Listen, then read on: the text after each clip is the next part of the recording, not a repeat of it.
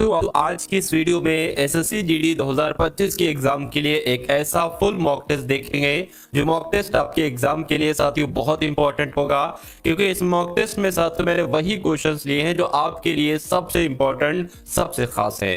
तो इन सभी सवालों को देखिएगा और अपनी तैयारी को और भी मजबूत कीजिएगा। सबसे पहले यहाँ पर आपको हिंदी देखने को मिलेगी, उसके बाद GK GS plus current affair आपको देखने को मिलेगी, उसके बाद रीजनिंग और उसके बाद मैथ। तो जैसा आपका पेपर आएगा बिल्कुल हूबहू वैसा पेपर बनाने की मैंने कोशिश की है। तो क्लास आपकी शुरू हो चुकी है, बहुत तेजी के साथ इस क्लास को साथियों खत्म करेंगे। पहला सवाल है कि सैनिक देश की क्या दावा करते हैं, सैनिक देश की रक्षा करते हैं, वकालत करते हैं, निर्माण करते हैं। तो मैं कहूंगा सैनिक तो देश की रक्षा करते हैं, यानी कि ऑप्शन नंबर बी वाला शब्द यहाँ पर बिल्कुल सही तरीके से है और यही आपका बिल्कुल करेक्ट आंसर हो जाएगा। नेक्स्ट नंबर का सवाल है, कहा जा रहा है कि अर्जुन के 16 वर्षीय पुत्र अभिमन्यु ने चक्रव्यूह तोड़ा, यानी कि जो रेखांकित खंड है ना ये 16, इसको प्रतिस्थापित करने के लिए कौन सा यहाँ पर से शब्द आप ले सकते हैं। देखिए 16 की अगर बात करें ना, 16 का मतलब होता है 16, यानी कि मैं कह सकता हूं अर्जुन के 16 वर्षीय पुत्र अभिमन्यु ने चक्रव्यूह तोड़ा। तो यहाँ पर ऑप्शन नंबर डी वाला शब्द आ सकता है। नेक्स्ट नंबर का सवाल है, कह रहे हैं कि बागों में पक्षी खिलते हैं, बागों में क्या पक्षी खिलते हैं, लड़के खिलते हैं? नहीं साथियों, भौरे खिलते हैं नहीं, फूल खिलते हैं। तो यहाँ पर फूल आना चाहिए। उसके बाद देखिए नेक्स्ट नंबर का सवाल है, कह रही कि विज्ञान के युग ने समय की महत्व बहुत बढ़ा दिया है। तो इसमें क्या कुछ त्रुटि आपसे पूछी जा रही साथियों कि त्रुटि कहां पर है मुझे बताइए। चलिए, विज्ञान के युग ठीक ने समय का नहीं आना, की नहीं आना चाहिए, यहाँ पर का आना चाहिए, यानी कि समय का महत्व बहुत बढ़ा दिया ये होना चाहिए। तो दिक्कत साथियों कहां पर है, दिक्कत यहाँ पर है और यही आपका राइट आंसर है। अगला सवाल है कि जिसका कोई आधार ना हो उसके लिए एक शब्द क्या होगा मुझे बताइए। देखिए जिसका कोई आधार ना हो ना उसको क्या कहा जाता है, उसको निराधार कहा जाता है। ठीक है, उसको निराधार कहा जाता है। अच्छा एक और चीज मैं आपको बता रहा हूं, आपसे पूछा जाता है कि धनेच्छु, क्या आपसे पूछा साथियों ये जाएगा कि धन की इच्छा रखने वाला, क्या साथियों जो धन की इच्छा रखता है ना उसको क्या कहा जाता है, उसको धनेच्छु कहा जाता है। ये आपको साथियों मालूम होना चाहिए। अब नेक्स्ट नंबर का सवाल देखिए, सही वर्तनी वाले शब्द का चयन कीजिए। तो देखिए माखन चोर कैसे लिखा जाता है, ऐसे नहीं, ऐसे नहीं, ऐसे भी नहीं साथियों, जैसे आपका ऑप्शन नंबर डी में लिखा हुआ है बिल्कुल ऐसे माखन चोर लिखा जाता है। अब उसके बाद देखिए अगला सवाल है, कह रहे कि हरी झंडी दिखाना। तो इस हरी झंडी दिखाने मुहावरे का मतलब क्या हुआ, हरियाली होने का संकेत होना नहीं, पीछे चलने का संकेत होना नहीं, आगे बढ़ने का संकेत होना, ये बिल्कुल सही हो जाएगा। आप देखते हैं साथियों अगर कहीं पर हरी झंडी दिखाई जा रही है, अगर ग्रीन सिग्नल पर भी ग्रीन लाइट जल गई तो इसका मतलब होता है अब आप आगे बढ़ सकते हो, तो आगे बढ़ने का संकेत होता है ये हरी झंडी। अगला सवाल है, कह रहे कि दिए गए रेखांकित खंड को प्रतिस्थापित करने के लिए उपयुक्त विकल्प का चयन कीजिए। यानी कि पिछला यहाँ पर क्या है, एक रेखांकित खंड है, तो वह पिछले वर्ष हरिद्वार गया था, तो यहाँ पर पिछला आना चाहिए, आगामी तो आ नहीं सकता, गत आना चाहिए। मैं कहूंगा भावी भी नहीं आ, गया भी नहीं आ सकता, यानी कि यहां पर आ सकता है वह गत वर्ष हरिद्वार गया था। राइट आंसर आपका ऑप्शन नंबर बी हो जाएगा। अब आपसे पूछा जा रहा है साथियों कि निशा का विलोम क्या होता है। आप सभी लोग आपको बताने त्रिशंकु होना, तो त्रिशंकु होने का मतलब क्या, अधर में लटकना होता है। ये बहुत इंपॉर्टेंट साथियों मुहावरा है और आपके एग्जाम में पूछा जाएगा। सब जगह रहने वाले को कहते हैं, इधर उधर होने वाले को कहते हैं, या शंकालु होने को कहते हैं। तो मैं कहूंगा अधर में जो लटकता है ना उसको कहते हैं भाई त्रिशंकु होना। उसके बाद देखिए अगला सवाल है आपकी स्क्रीन पर, कह के असफल का विलोम क्या होगा बताने की कोशिश करेंगे साथियों आप सभी लोग। यहां पर के असफल का विलोम तो साथियों सफल होता है। राइट आंसर जिनका डी बिल्कुल करेक्ट है। सही वर्तनी वाला शब्द यानी कि भुलक्कड़ के ऐसे लिखा जाता है, नहीं ऐसे लिखा जाता है, नहीं ये भूलक्कड़ लिखा है। मैं कहूंगा साथियों जैसे ऑप्शन में डी में लिखा हो ना ऐसे लिखा जाता है भुलक्कड़। व्यवधान का अगर पर्यायवाची की बात करें तो व्यवधान, मेरे काम में व्यवधान मत डालो, ठीक है, यानी कि मेरे काम में बाधा मत डालो। तो मैं कहूंगा व्यवधान का पर्यायवाची क्या हो जाएगा साथियों, बाधा हो जाएगा। आंसर आपका ए के साथ जाएगा। पुस्तक का पन्ना फट गया, पुस्तक का व्याकरण फट गया, व्याकरण थोड़ी ना फटता है, ना रंग फटता है ना अक्षर फट सकता है। मैं कहूंगा पन्ना यहाँ पर सबसे आपका उपयुक्त जवाब हो जाएगा। अगला सवाल है आपकी स्क्रीन पर, कह रहे कि दिए गए वाक्य का वह भाग ज्ञात करें जिसमें कोई त्रुटि है। समूहों के लोगों की आपस मेल मिलाप के तौर तरीकों का जटिल स्वरूप ही समाज। इसमें आपको साथियों बताना है दिक्कत क्या होगी मुझे बताइए। चलिए, समूहों के लोगों की आपसी, ठीक है ना,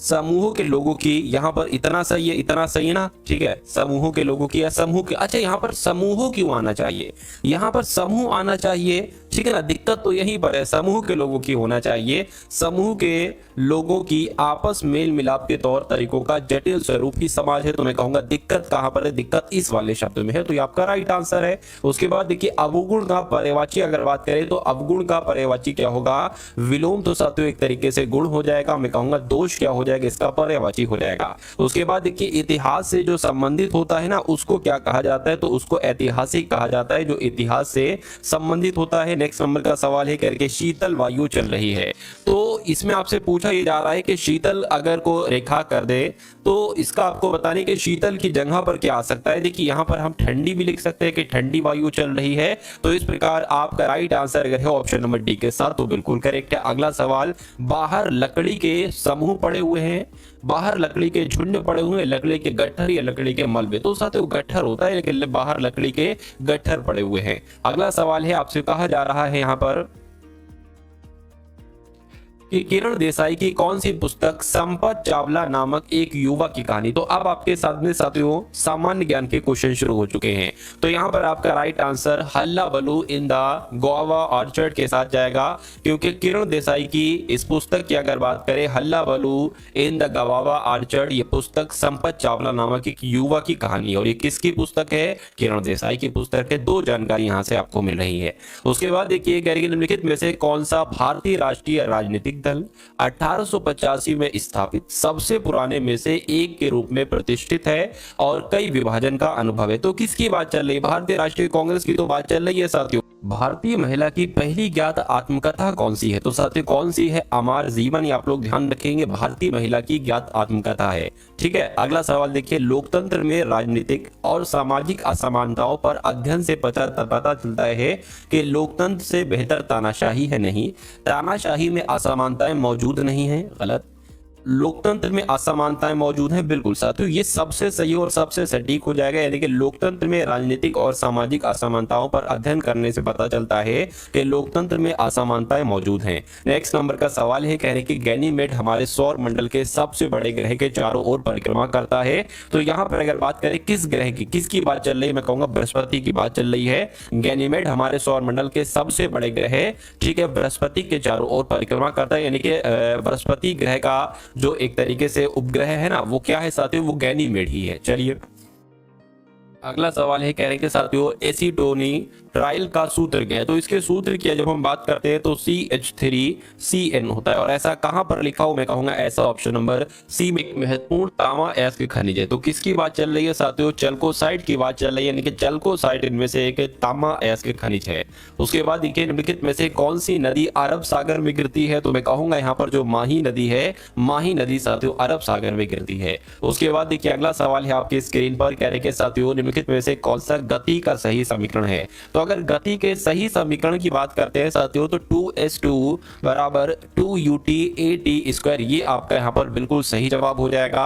ये आप लोग ध्यान रखेंगे, आपके एग्जाम में पूछा जा सकता है। अगला सवाल है कि इनमें से कौन सा लक्षद्वीप द्वीप समूह का सबसे दक्षिणी द्वीप है, मैं कहूंगा मिनिकॉय द्वीप आपका यहाँ पर राइट आंसर हो जाएगा।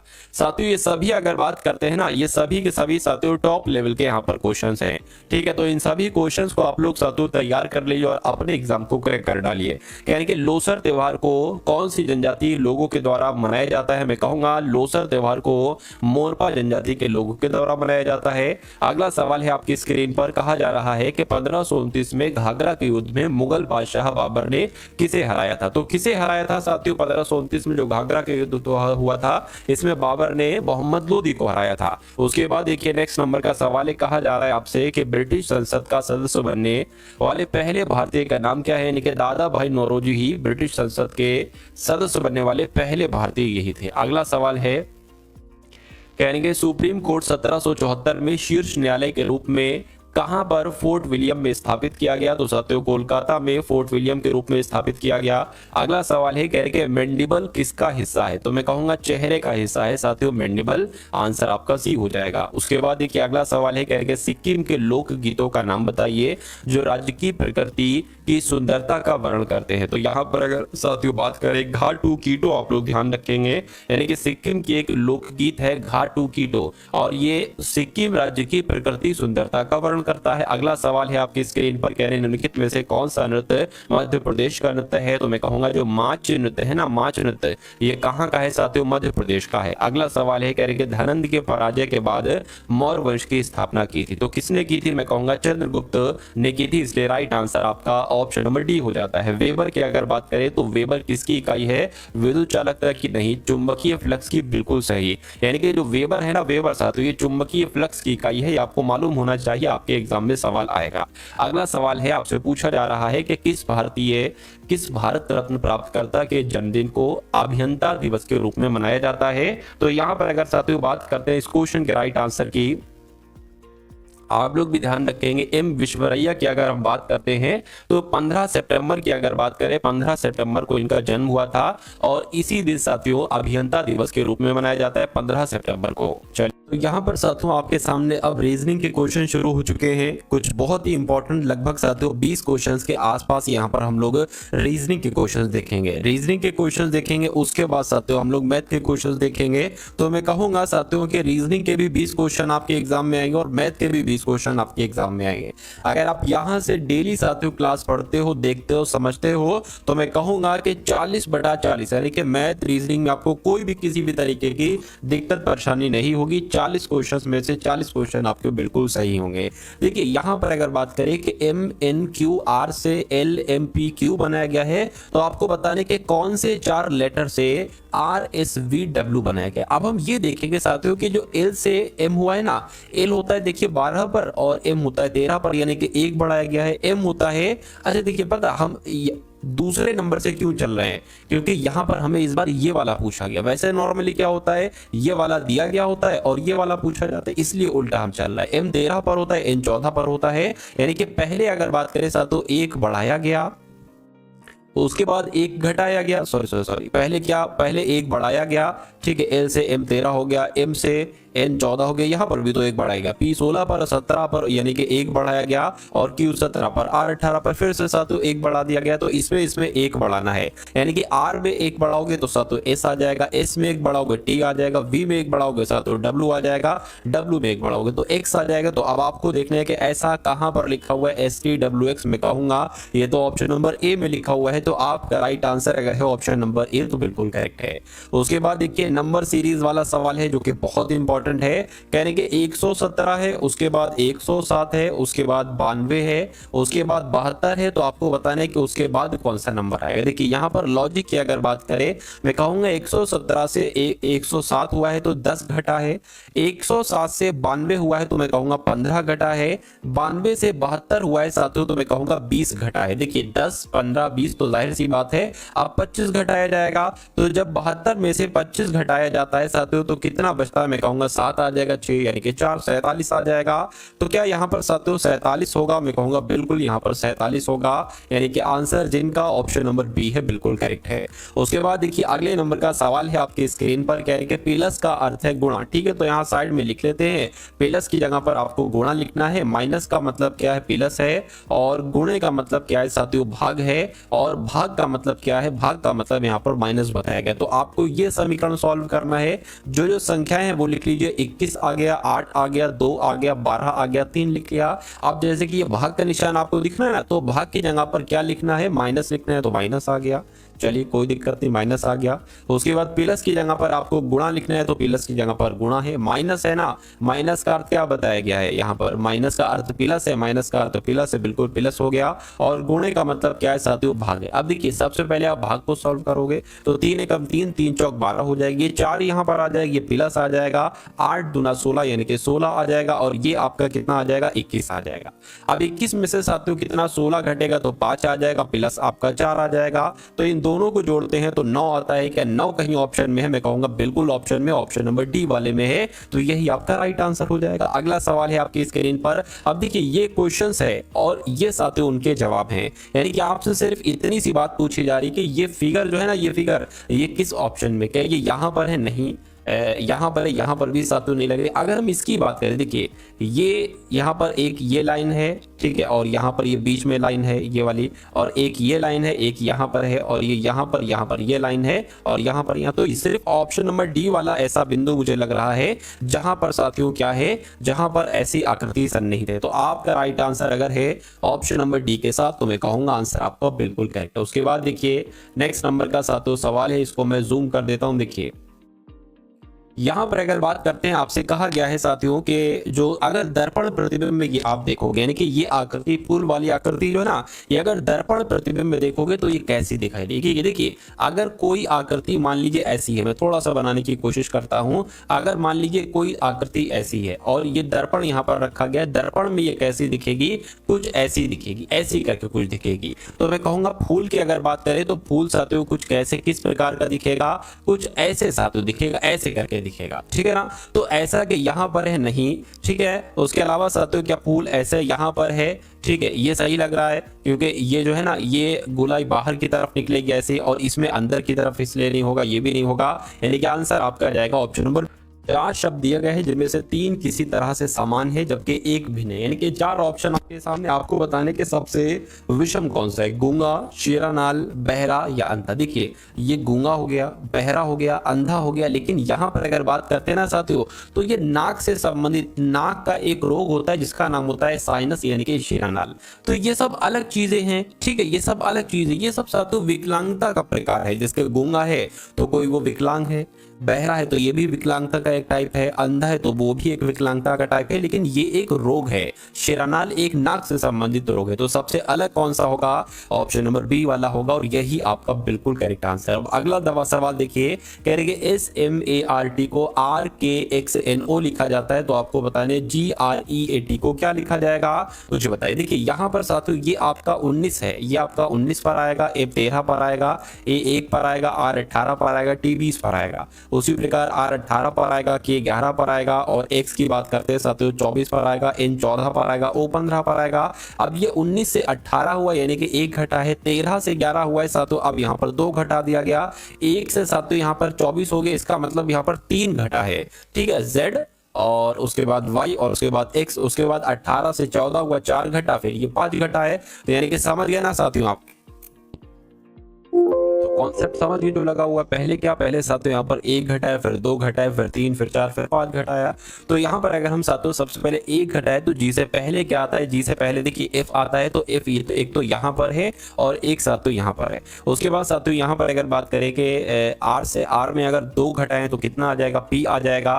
तो P एक यहाँ पर है, P यहाँ पर है, और इसमें 3 घटाए तो साथियों कितना आ जाएगा, B आ जाएगा, B यहाँ पर है, B यहाँ पर है। A में अगर साथियों 4 घटाते हैं तो W आएगा, W ये, और टी में अगर 5 घटाते हैं तो 15 यानी कि ओ आएगा। मैं कहूंगा आंसर आपका जाएगा ऑप्शन नंबर बी के साथ। तो ऐसे सवाल साथियों आपसे पूछे जाएंगे, इन कॉन्सेप्ट पर आधारित आपसे क्वेश्चंस पूछे जाएंगे। तो अगर आप साथियों अपने एग्जाम को वाकई में क्रैक करना चाहते हैं तो मैं एसएससी जीडी के ऊपर डेली क्लास लाता हूं, और ऐसा भी नहीं कि मैं एक क्लास में एक सब्जेक्ट का आपको पढ़ाऊं, मैं सारे सब्जेक्ट आपको पढ़ाने की कोशिश करता हूं जितने आपके एग्जाम में, क्योंकि आपको भी पता है कि हिंदी के 20 क्वेश्चन आएंगे और मैं डेली आपके लिए टॉप लेवल के हिंदी के 20 क्वेश्चन लेकर आता हूँ सिंगल क्लास में।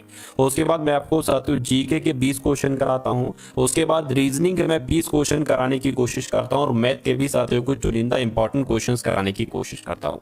तो अगर आप मेरी इस क्लास को अपने एग्जाम तक देखेंगे, डेली देखेंगे, तो कोई क्वेश्चन नहीं बचेगा आपका, यानी कि कोई कॉन्सेप्ट ऐसा नहीं जो आपको ना आता हो। एसएससी जीडी की मैं बात कर रहा हूँ। एसएससी जीडी में जितने क्वेश्चंस आएंगे हिंदी के, रीजनिंग के, मैथ के, सब के सब आपको आते होंगे, ठीक है। और रही बात जीके की, तो जीके में तो साथियों 20 क्वेश्चन में से 20 कोई कर नहीं पाता है, लेकिन मैं इतना स्कोर आपका कर दूंगा कि जीके में आप एक अच्छे बच्चे कहलाओ, जीके प्लस करंट अफेयर में, ठीक है ना। तो बहुत अच्छे से, बहुत सब्र के साथ इन सभी क्लासेस को आपको देखते जाना है।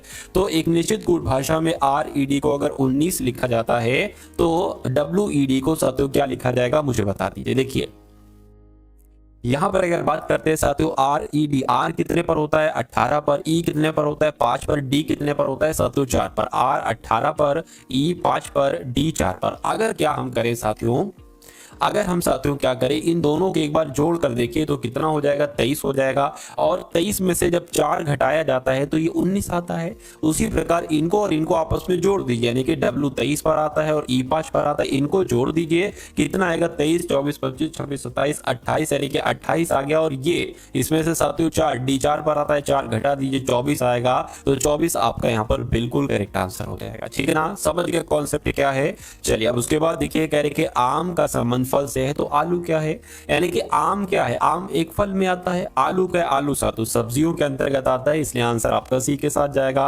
उसके बाद देखिए, अच्छा सवाल है, टॉप लेवल का क्वेश्चन है साथियों। इस क्वेश्चन को देखिए और मुझे बताइए, कहा जा रहा है यहाँ पर कि सोनम रेणु से बड़ी है। तो सोनम जो है ना, सोनम जो है ये साथियों रेणु से बड़ी है। तो बड़ी के लिए हम 2 बार इधर वो लगा देंगे लाइंस, ठीक है, जो कह लो, मतलब ये ग्रेटर देन कहा जाता है इसको। ठीक है, तो सोनम रेणु से बड़ी है, तो रेणु छोटी हो जाएगी, सोनम बड़ी हो जाएगी। उसके बाद कह रही कि कोमल रेणु से छोटी है। ठीक है ना, रेणु से छोटी कौन है, रेणु से छोटी कोमल है, ये कहा गया है, तो ये बन गया। कह कि प्रिया सोनम से बड़ी है, तो सोनम से बड़ी कौन है, सोनम से बड़ी प्रिया है, सोनम से बड़ी प्रिया है। कह रही कि उनमें से सबसे बड़ा कौन है, सबसे बड़ा तो साथियों प्रिया होगी, तो प्रिया आपका क्या होगा, राइट आंसर हो जाएगा। चलिए, तो जिनका भी आंसर ऑप्शन नंबर सी में कहूंगा आंसर आपका बिल्कुल करेक्ट है। उसके बाद देखिए अगला सवाल है, कह कि जैसे 42 से 72 बनाया है, वैसे ही 12 से कौन सा नंबर बनेगा। क्या 42 से 72 जैसे बनाया गया है साथियों, वैसे 12 से क्या बनेगा, ये आपको यहाँ पर पूछा जा रहा है। देखिए अगर हम बात करें साथियों, 6 चंग 36, 6 सत्ते 42 होता है, क्या 6 सत्ते 42 होता है। ठीक है, अगर हम साथियों बात करें 8 नीम 72 होता है। अब देखिए यहाँ पर जो संख्याएं हैं, जो संख्याएं यहाँ पर हैं, आपने क्या किया है साथियों, आपने सिर्फ इसमें 2 बढ़ा दिया गया, 8 हो गया, इसमें 2 बढ़ा दिया गया, 7 से 9 हो गया।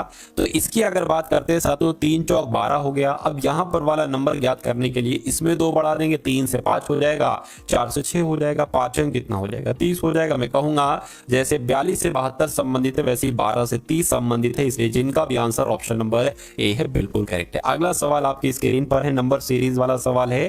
कहा जा रहा है कि 14 है, उसके बाद 18 है, उसके बाद 24 है, उसके बाद 32 है, उसके बाद 42 है। तो आपको बताने कि अगला कौन सा नंबर हो सकता है। देखिए 14 से 18 हुआ है, तो बच्चा बता देगा कि यहाँ पर 4 को प्लस किया गया, कितना प्लस किया गया है, 4 प्लस किया गया। 18 से 24 हुआ है तो 6 प्लस किया गया है। उसी प्रकार 24 से 32 हुआ है तो 8 प्लस किया गया, और 32 से 42 हुआ है तो 10 प्लस किया गया है। अब देखिए 4, उसके बाद 6, उसके बाद 8, मतलब 2-2 का गैप हो रहा है। तो यहाँ पर कितना का गैप होगा, 12 आ जाएगा। तो 42 12 कितना हो जाएगा, 54 हो जाएगा। तो क्या 54 अगर ऑप्शन में है तो 54 आपका राइट आंसर है, बिल्कुल साथियों 54 ऑप्शन में है। तो जिनका भी आंसर ऑप्शन नंबर ए के साथ है, मैं कहूंगा आंसर आपका बिल्कुल करेक्ट है। इसको मैं साथियों बड़ा कर लेता हूं, ठीक है, इसको क्या कर लेता हूं, इसको बड़ा कर लेता हूं। एक बार देखिए आपके लिए इंपॉर्टेंट जो चीज है ना, आपके लिए सिर्फ इतनी सी इंपॉर्टेंट चीज है, क्या, ये कथन और निष्कर्ष आपके लिए 2 चीजें इंपॉर्टेंट है।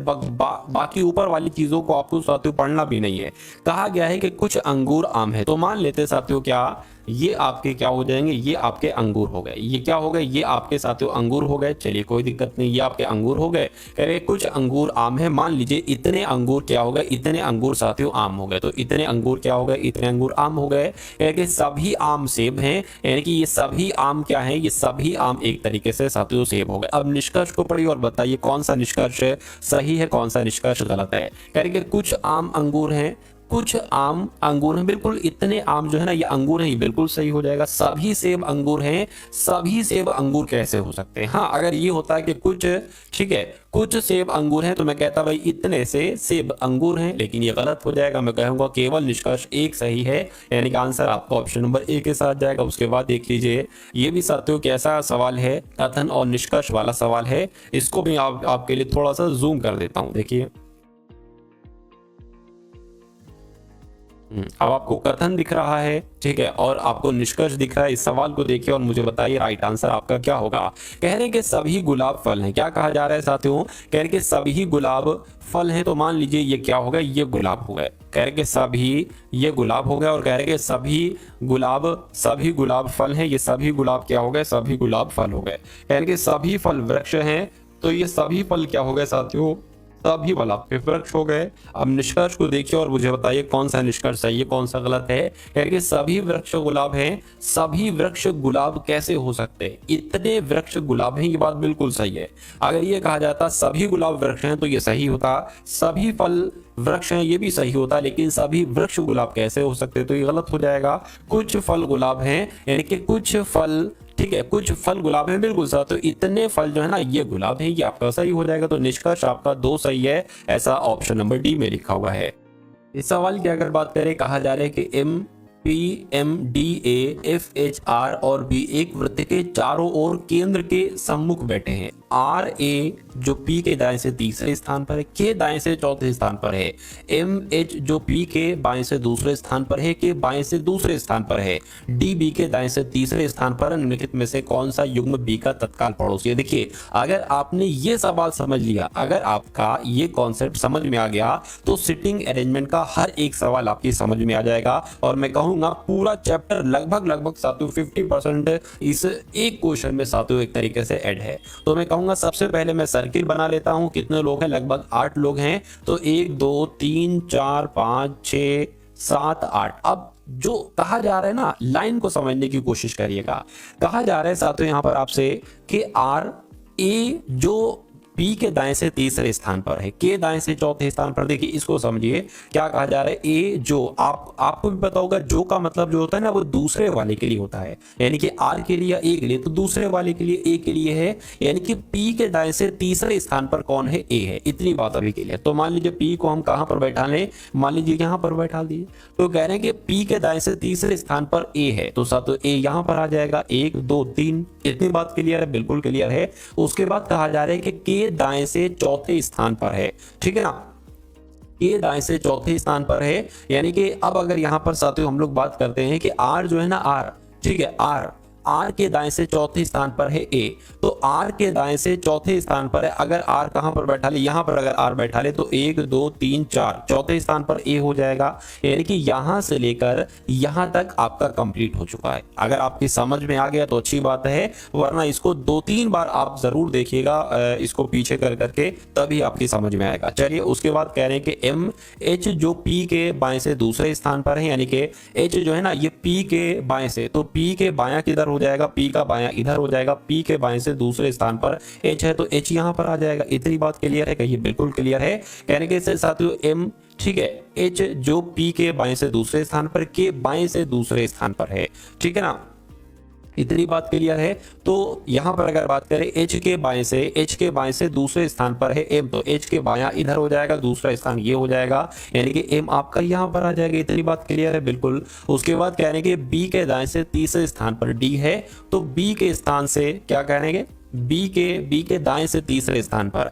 देखिए B अगर हम मान लीजिए यहां पर बनाते हैं तो B का दाएं से तीसरा स्थान यही तो हो जाएगा, यानी कि D यहां पर होगा। अगर हम यहां पर बनाएंगे तो फिर मामला हिसाब किताब गड़बड़ा जाएगा। अब एक बचा है, F बचा है, तो F यहां पर आ जाएगा। यानी कि निम्नलिखित में से कौन सा युग्म B का तत्काल पड़ोसी है। B कहां पर है, B यहां पर है, यानी कि F और A आपका B का तत्काल पड़ोसी होगा। तो F A कहां पर लिखा हुआ है, या कह लो A और F कहां पर लिखा हुआ है, तो ऑप्शन नंबर C में लिखा हुआ है। तो जिनका आंसर यहाँ पर AF है, मैं कहूंगा आंसर आपका बिल्कुल करेक्ट हो जाएगा। चलिए उसके बाद देखिए नेक्स्ट नंबर का सवाल है, कह रहे कि इन विकल्पों में से सबसे विषम कौन सा होगा, सबसे अलग कौन सा होगा, मुझे बताइए। चलिए देखिए यहां पर अगर बात करें कि 11 पर होता है, M 13 पर होता है, P 16 पर होता है, A 1 पर होता है, C 3 पर होता है, F 6 पर होता है, T 20 पर होता है, V 22 पर होता है, Y 25 पर होता है, उसी प्रकार B 2 पर होता है, C 3 पर होता है, G 7 पर होता है। अब यहाँ पर आप जरा देखिए साथियों कि यहाँ पर 2 बढ़ाया गया है, यहाँ पर भी 2 बढ़ाया गया, यहाँ पर भी 2 बढ़ाया गया, लेकिन यहाँ पर 1 बढ़ाया गया। तो सबसे अलग कौन सा होगा, ऑप्शन नंबर डी वाला सबसे अलग हो जाएगा, और यही आपका बिल्कुल करेक्ट आंसर हो जाएगा। अब इस सवाल को देखिए और थोड़ा सा साथियों इसको समझने की कोशिश करिए और मुझे बताइए कि आपका राइट आंसर यहां पर किस ऑप्शन के साथ जा सकता है। चलिए देखिए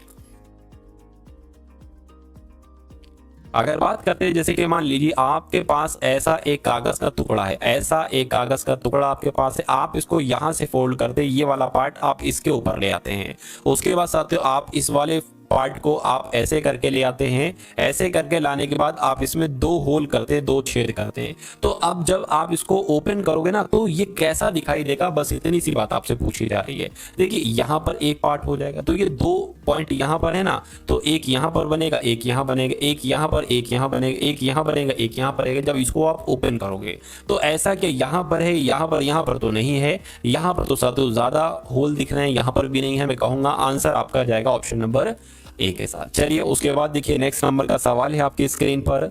देखिए कहा जा रहा है साथियों, ए है, जी है, एल है, पी है, उसके बाद एफ है, सॉरी एस है। उसके बाद आपको बताने के कौन सा लेटर यहाँ पर आएगा। क्या है, ए है, उसके बाद जी है, उसके बाद एल है, उसके बाद पी है, उसके बाद एस है। तो आपको बताने अगला लेटर यहाँ पर कौन सा है। देखिए यहाँ पर ए से जी हुआ है तो मैं कहूँगा 6 बढ़ाया गया है, जी से एल हुआ है तो 5 बढ़ाया गया है, एल से पी हुआ है तो 4 बढ़ाया गया है, पी से एस हुआ है तो 3 बढ़ाया गया। जाहिर सी बात है अब 2 बढ़ाया जाएगा, यानी कि जब आप इसमें 2 बढ़ाएंगे तो यू ही तो आ जाएगा। तो यू क्या होगा, यू यहाँ पर आएगा और यू आपका यहाँ पर बिल्कुल करेक्ट आंसर हो जाता है। चलिए भाई बहुत बढ़िया, वेरी गुड क्लास। चलिए साथ उसके बाद देखिए नेक्स्ट नंबर का सवाल है। यहाँ पर अगर बात करते हैं साथियों हम लोग, यहाँ पर देखिए 4 विकल्प दिए गए हैं जिनमें से 3 किसी तरह से समान है और एक यहाँ पर जो बताया गया वो साथियों अलग बताया गया। तो अलग आपको बताने कि इनमें से कौन सा सबसे अलग आपको नजर आ रहा है। देखिए ये आपका 2248 है, ये 3036 है, 1258, 3196 है। अगर हम साथियों इन 3 नंबर्स को जोड़ देते हैं, यानी कि 2 + 2 + 4 को जोड़ देते तो ये वाला नंबर बन जाता है 8। उसी प्रकार शुरू के 3 नंबर को जोड़ने पर ये वाला नंबर हमें प्राप्त हो जाएगा, शुरू के 3 नंबर को जोड़ने पर 8 नंबर हमें प्राप्त हो जाएगा, शुरू के 3 नंबर को जोड़ने पर 6 नंबर प्राप्त हो जाएगा, 10 और ये 3 13 हो रहा है, ये तो सिर्फ 6 है। तो मैं कहूंगा ये सबसे अलग है, सबसे अलग है, तो यही आपका राइट आंसर हो जाएगा। अगला सवाल आपकी स्क्रीन पर, इस सवाल को देखिए और मुझे बताइए कि आपका राइट आंसर क्या होगा। देखिए अब यहाँ पर एक सर्किल है, उसमें कुछ इस टाइप से बना हुआ, आपको बताने कि यहाँ पर क्या ये कुछ ऐसा आएगा, ऐसा तो नहीं आएगा, ठीक है, ऐसा भी नहीं आएगा, ऐसा आएगा, अच्छा ये एक छोटा एक बड़ा ये भी नहीं आएगा। मैं कहूंगा ये वाला आ जाएगा, ये वाला आ जाएगा, तो यही आपका राइट आंसर हो जाएगा। अगला सवाल देखिए, कहा जा रहा है कि टेलीविजन का संबंध टेलीकास्ट से है, तो रेडियो का संबंध साथियों किससे होगा मुझे बताइए। टेलीकास्ट टेलीविजन पर होता है, रेडियो का प्रसारण होता है, तो मैं कहूंगा प्रसारण यहाँ पर आपका बिल्कुल करेक्ट आंसर हो जाएगा। चलिए उसके बाद देखिए अगला सवाल है, आपसे कहा जा रहा है कि जैसे 8 2 3 को 48 बनाया गया है, 6 3 24, 4 से 72 बनाया गया, तो 12 2 1 से क्या बनाया जा सकता है। अगर हम इनके आपस में गुणा करें, 8 दूना 16 और 16 3 48 हो जाएगा, ये आ गया है। 6 3 18 और 18 चौक 72 हो जाएगा, ये आ गया है। 12 दूना 24, 24 और 24 कम 24, तो 24 यहाँ पर आ जाएगा। इसलिए आंसर आपका जो जाएगा वो किस ऑप्शन के साथ जाएगा, वो ऑप्शन नंबर सी के साथ ही जाएगा। उसके बाद देखिए साथियों यहाँ पर मैथ के क्वेश्चंस आपके शुरू हो चुके हैं। तो मैथ का पहला क्वेश्चन आपके स्क्रीन पर है। कहा जा रहा है कि 8 के पहले 8 गुणजों का औसत कितना होगा।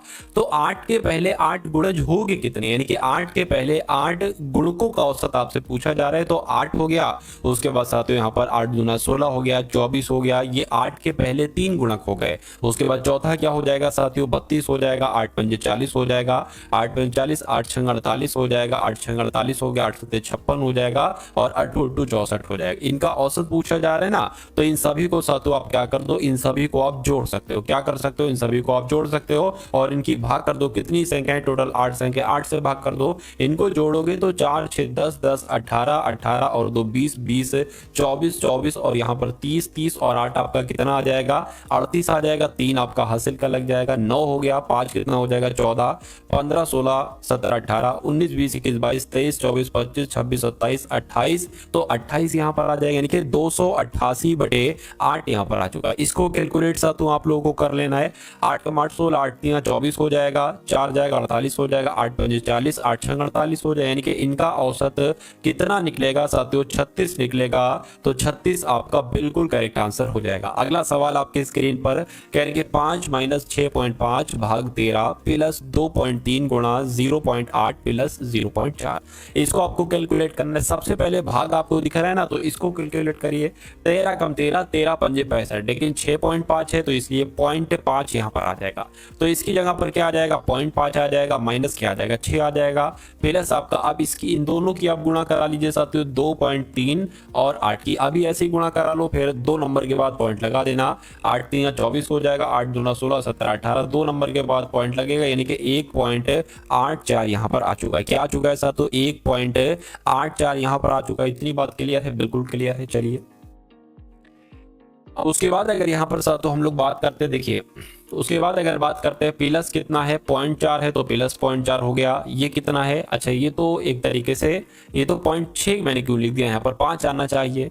ठीक है, यहाँ पर तो साथियों 5 आना चाहिए ना, 5 होना चाहिए, क्योंकि 5 पॉइंट ऐसा करके था ना, ये 0.5 है। ठीक है, अब देखिए यहाँ पर साथियों अब क्या आपका होता है, अब आप ये कर सकते हो कि जो जो प्लस में है, यानी कि ये प्लस में, ये प्लस में, इन सबको जोड़ लो। तो 5.00, 1.84 और 0.4 इन सबको जोड़ लो। ये 4 आ गया, ये 12 आ गया, पॉइंट लगाए, 1 लगे, 6 और 7, यानी कि इतना आ गया। अब इतने में से साथियों आप कितने घटा लो, ये माइनस का है ना, तो ये आप इतने घटा सकते हो। 4 आ गया, ये 12 में से 5 जाएगा, 7 जाएगा, और यहाँ पर 6 आ जाएगा। तो 6.74 कहाँ पर लिखा हुआ है, यानी कि 6.74 कहाँ पर लिखा हुआ है, ऑप्शन नंबर बी में लिखा हुआ है। तो ये आपका बिल्कुल करेक्ट आंसर हो जाएगा। चलिए भाई, अब उसके बाद देख लीजिए अगला सवाल आपकी स्क्रीन पर है। कह रहे कि दो प्राकृतिक संख्याओं के बीच 3:4 है, यानी कि पहली संख्या अगर 3 है तो दूसरी संख्या कितनी होगी, दूसरी संख्या 4 है। इतनी बात क्लियर है, बिल्कुल क्लियर है। उसके बाद कह रहे कि न्यूनतम संख्या ज्ञात कीजिए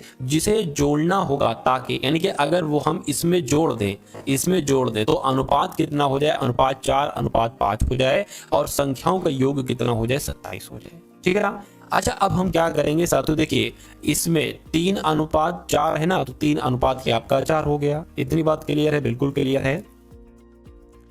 और उसके बाद अनुपात साथियों कितना होना चाहिए, 4:5 हो जाना चाहिए। अभी अनुपात कितना है, 3x और 4x है। तो हम एक ऐसी संख्या इसमें जोड़ते हैं, ठीक है ना, एक ऐसी संख्या साथियों इसमें हम जोड़ते हैं। क्या हो जाए साथियों, एक काम कर सकते हैं। तो अभी हम मान लीजिए x बराबर वो संख्या x है, ठीक है, तो हम मान लीजिए x वो 3 ले लें, नीचे से शुरू करिए, यानी कि x बराबर अगर हम 3 मानते हैं तो 3 3 9 हो जाएगा। ठीक है, एक काम करिए साथियों, इसमें वो संख्या जोड़ दीजिए ऐसे करके 3, ठीक है ना, इसमें वो संख्या साथियों जुड़ जाएगी, इसमें भी वो संख्या 3 जुड़ जाएगी। अब इसको कैलकुलेट करिए कि यही आता है, अगर यही आता है तो यही आपका जवाब है, अगर ये नहीं आता है तो साथियों आपका जवाब नहीं है। ये तो अनुपात है, ठीक, मैंने इसमें साथियों x का मान जोड़ा, ऐसा नहीं होगा। ठीक है, अब क्या करेंगे, अब साथियों यहाँ पर आप क्या कर सकते हैं, आप 5 3 15 हो जाएगा आपका, 15x प्लस 5 3 15 हो जाएगा यहाँ पर भी, और ये बराबर आ जाएगा, 4 चौक आपका 16 हो गया, 16x प्लस 4 3 12 हो गया। अब 16x इधर है और इधर 15x है, माइनस जाएगा, 15x हो जाएगा, बराबर ये साथियों 15 और 12 उधर प्लस का, इधर आएगा माइनस का हो जाएगा, यानी कि x बराबर क्या बचेगा, 3 बचेगा। बिल्कुल सही साथियों, यानी कि x बराबर 3 ही आएगा। क्या, जब इसमें मैंने 3 रखा तो इनका अनुपात साथियों कितना हो गया, एक तरीके से यही अनुपात आ रहा है।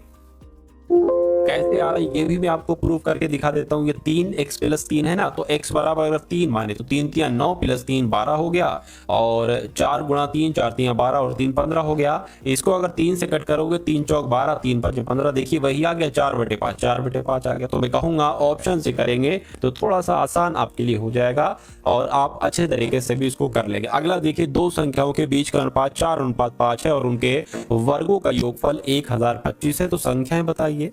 तो देखिए दो संख्याएं 4:5 के अनुपात में, उनके वर्गों का, अगर हम साथियों 4x और 5x ये दो संख्याएं हैं, अगर इनका हम वर्ग कर देते हैं, इन दोनों का वर्ग कर देते हैं और कह रहे हैं कि उनका योग अगर किया जाता है तो कितना आता है, तो 1025 आता है। 1025 आ गया। तो दोनों संख्याएं मुझे बताइए, वो संख्याएं कौन कौन सी हैं। देखिए अब 4x प्लस 5x की अगर बात करें तो 4 का स्क्वायर हो जाएगा, यानी कि 16x स्क्वायर हो जाएगा। अब ये नहीं होगा साथियों कि 16x हो जाए, नहीं, स्क्वायर तो वो 4 के ऊपर भी लगा है, x के ऊपर भी लगा है, 4 के ऊपर जो स्क्वायर लगा था उसको हमने ओपन कर दिया, इसका ऊपर नहीं ओपन हो सकता। अब 25x स्क्वायर यहाँ पर हो जाएगा बराबर 1025 हो जाएगी। ये रूल है, आप लोग ध्यान रखेंगे। और 25 प्लस 16 41x स्क्वायर हो जाएगा बराबर 1025 हो जाएगा, यानी कि साथियों x बराबर आपका क्या हो जाएगा, x स्क्वायर बराबर क्या हो जाएगा, 1025/41 आपका यहाँ पर हो जाएगा। ठीक है ना, इतनी बात साथियों क्लियर है, कहिए बिल्कुल क्लियर। यहाँ तक अगर आपका साथियों सब कुछ क्लियर है है तो मैं कहूँगा बहुत अच्छी बात है। चलिए अब अगर साथियों इसको हम थोड़ा सा कट करने पर आए, किस पर आए साथियों, थोड़ा सा अगर कट करने पर आए तो कैसे ये साथियों कट होगा। देखिए 41 से कम 41, 41 दूना कितना हो जाएगा, 82 हो जाएगा, ठीक है ना, 82 हो जाएगा, ठीक है। 41 दूना कितना हो जाएगा आपका, 82 हो जाएगा। अब कितना साथियों बचेगा, अब मेरे ख्याल से साथियों यहाँ पर 82 हो जाएगा तो 92 हो जाएगा, यानी कि 20 बचेगा, 20 बचेगा और ये 5 है। तो अब ये 41 का पूरा पूरा कट रहा है साथियों, जरा मुझे देखिए और देखकर साथियों बताइए 41 पंजे कितने होते हैं, 5 एकम 5, 5 चौक 20, बिल्कुल साथियों पूरा पूरा कट जाएगा 41, ठीक है। पंजे एक तो ये आपका 25 आ जाएगा, यानी कि एक्स स्क्वायर बराबर 25 आ गया तो एक्स बराबर क्या आ जाएगा, 5 आ जाएगा। इतनी बात क्लियर है। तो करेंगे वो संख्याएं बताइए। अरे भाई वो संख्याएं 4x अनुपात 5x है, x बराबर 5 आ चुका है तो पहली संख्या 5 गुणा 4 यानी कि 5 चौक 20 और दूसरी संख्या 5 गुणा 5 यानी कि 25। तो 20 25 कहां पर लिखा हुआ है, ऑप्शन नंबर ए में लिखा हुआ है। तो ये क्या होगा साथियों, ये आपका बिल्कुल करेक्ट आंसर हो जाएगा। अगला सवाल है आपकी स्क्रीन पर, इस सवाल को देखिए और मुझे बताइए राइट आंसर आपका क्या होगा।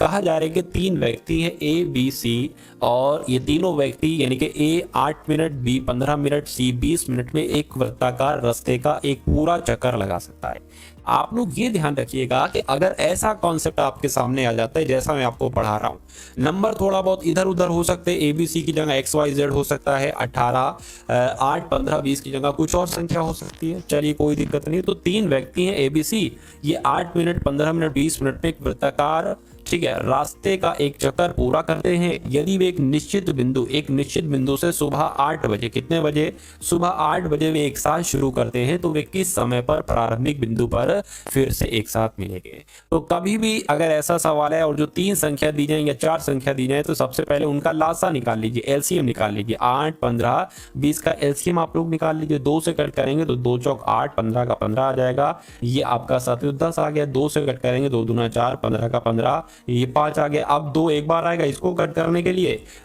उसके बाद साथियों 3 से कट करने के लिए क्या आ जाएगा, 3 पंजे 15 और ये 5, यानी कि एक बार 5 और आना है, 5 एकम 5, 5 एकम 5, 2 दूना 4, 4 दूना 8, 8 तिया 24, 24 पंजे 120 हो जाएगा। कितना हो जाएगा साथियों, 120 हो जाएगा, यानी कि एलसीएम साथियों कितना निकलेगा, 120 निकलेगा। तो मैं कहूंगा कि यदि वे एक निश्चित बिंदु से सुबह 8 बजे एक साथ शुरू करते हैं तो वे समय कितने समय पर, मैं कहूंगा तो वो 120 मिनट के बाद, 120 मिनट के बाद प्रारंभिक बिंदु पर फिर से मिलेंगे। तो 120 मिनट यहां पर कहां पर लिखा हुआ, कहीं पर नहीं लिखा हुआ है। मैं कहूंगा 120 मिनट का मतलब होता है 2 घंटे। अब देखिए 8 बजे अगर मिल रहे हैं तो दोबारा 2 घंटे बाद मिलेंगे, यानी कि 10 बजे मिलेंगे, 10 बजे मिलेंगे। तो 10 बजे कहां पर लिखा हुआ है, ऑप्शन नंबर ए में लिखा हुआ है। तो ऐसे साथियों ये होगा और ये आपका बिल्कुल करेक्ट आंसर हो जाएगा भाई, बहुत बढ़िया, वेरी गुड क्लास। चलिए साथियों उसके बाद देखिए नेक्स्ट नंबर का सवाल है। कहा जा रहा है कि एक कार पहले घंटे में 60 किलोमीटर, दूसरे घंटे में 65 किलोमीटर, तीसरे घंटे में 70 किलोमीटर की दूसरी दूरी तय करती है तो कार की औसत गति क्या होगी। देखिए यहां पर आपसे पूछा गया है कि औसत गति क्या होगी, तो आप क्या करिए 60 प्लस 65 प्लस 70 इनको साथियों काउंट कर लीजिए, ठीक है। और समय कितना है साथियों, 3 घंटे का समय, तो जब इनको प्लस करोगे तो कितना आ जाएगा, 5 आ गया आपका, 6 6 12, ठीक है, 12 13 14 15 16 17 18 19, यानी कि 19 आपके आ गया। तो 195 की भाग आपको किससे करना है, 195 की भाग आपको 3 से करना है यहाँ पर। तो 3 छंग 18 हो जाएगा, 3 पंजे 15 हो जाएगा। मैं कहूंगा औसत चाल कितनी होगी साथियों, 65 किलोमीटर प्रति घंटा होगी। ये आपका बिल्कुल करेक्ट आंसर आ जाएंगे। इनके 65 किलोमीटर प्रति घंटा कहां पर लिखी हुई है, ऑप्शन नंबर डी में लिखी हुई। बहुत बढ़िया, वेरी गुड क्लास। अगला सवाल देखिए उसके बाद, अरुण और आनंद की आयु का अनुपात कितना है, 3:1 है, यानी कि 3x और अनुपात x है। इतना क्या लिख सकते हैं, बिल्कुल लिख सकते हैं। कह कि 5 वर्ष के बाद अरुण की आयु आनंद की आयु की 2 गुनी हो जाती है, 2 गुनी से 5 अधिक हो जाती है, तब अरुण की वर्तमान आयु आपसे यहाँ पर पूछी जा रही है। देखिए अरुण और आनंद की आयु का अनुपात आपको पता है 3:1 है, ठीक है। तो अगर कहा गया है साथियों अरुण की वर्तमान आयु 3x मान लीजिए और साथियों आनंद की वर्तमान आयु कितनी मान लीजिए, आप x मान लीजिए। तो अरुण की आपसे आयु पूछी जा रही है, यानी कि आपको 3x की वैल्यू बताने। तो आप सबसे पहले तो x की वैल्यू साथियों मालूम करने की कोशिश कीजिए। यहाँ पर कहा गया है कि साथियों 5 वर्ष के बाद अरुण की आयु, तो अरुण की आयु अभी है 3x, 5 वर्ष के बाद कितनी हो जाएगी, 3x + 5 हो जाएगी। इतनी बात क्लियर है, कहिए बिल्कुल क्लियर है। और कहने के साथियों अरुण की आयु फिर कितनी हो जाएगी, x प्लस 5 हो जाएगी। ये साथियों अरुण की आयु है, ये आनंद की आयु है। इतनी बात क्लियर है? ये बिल्कुल क्लियर है। उसके बाद अगर बात करें क्या कहा जा रहा है, कह रहे हैं कि साथियों अरुण की आयु यानी कि 5 वर्ष के बाद अरुण की आयु, तो 5 वर्ष के बाद अरुण की आयु ये है, और अरुण की आयु आनंद की आयु की 2 गुनी। आनंद की आयु अभी कितनी है साथियों? आनंद की आयु अभी है x प्लस 5 यानी कि इसकी 2 गुनी। क्या? इसकी 2 गुनी से 5 अधिक है। तो हम साथियों यहाँ पर क्या कर सकते हैं, हम अगर इन दोनों को घटाए ना तो साथियों कितनी आएगी? 5 यहाँ पर आ जाना चाहिए। कह रहे हैं ना ये 5 अधिक है, तो इसमें से जब इसको घटाए तो 5 बराबर आ जाए, बात तो एक ही पड़ेगी। तो अब इसको आप साथियों कैलकुलेट करके x का आंसर निकालिए। देखिए 3x प्लस 5 हो गया माइनस 2x आपका आ जाएगा, ठीक है ना। 2x आ गया, माइनस यहाँ पर माइनस इसकी गुणा होगी तो माइनस ही हो जाएगा, 2 पंजे 10 हो जाएगा, बराबर 5 हो जाएगा। अब यहाँ पर अगर साथियों हम बात करते हैं, देखिए ये 3x में से 2x जाएगा, x बचेगा, ठीक है। और इसकी अगर बात करें साथियों यहाँ पर माइनस 5 आ जाएगा, क्योंकि माइनस का 10 है, प्लस का 5 है, प्लस माइनस माइनस होता है, तो माइनस का 5 ये आपका कितना हो जाएगा? ये तो यहाँ पर 5 था ही था, तो मैं कहूँगा x बराबर क्या हो जाएगा? 5 प्लस 5 हो जाएगा, क्योंकि माइनस का बराबर के उधर जाएगा, तो x बराबर साथियों 10 आ गया। मैंने कहा था 3x की वैल्यू कितनी होगी, यानी कि 3 गुणा 10 बोले तो 30 वर्ष हो जाएगी, और ये 30 वर्षीय अरुण की वर्तमान आयु होगी, जिनका भी आंसर ऑप्शन नंबर बी के साथ है। मैं कहूँगा आंसर आपका बिल्कुल करेक्ट भाई, बहुत बढ़िया, वेरी गुड क्लास। तो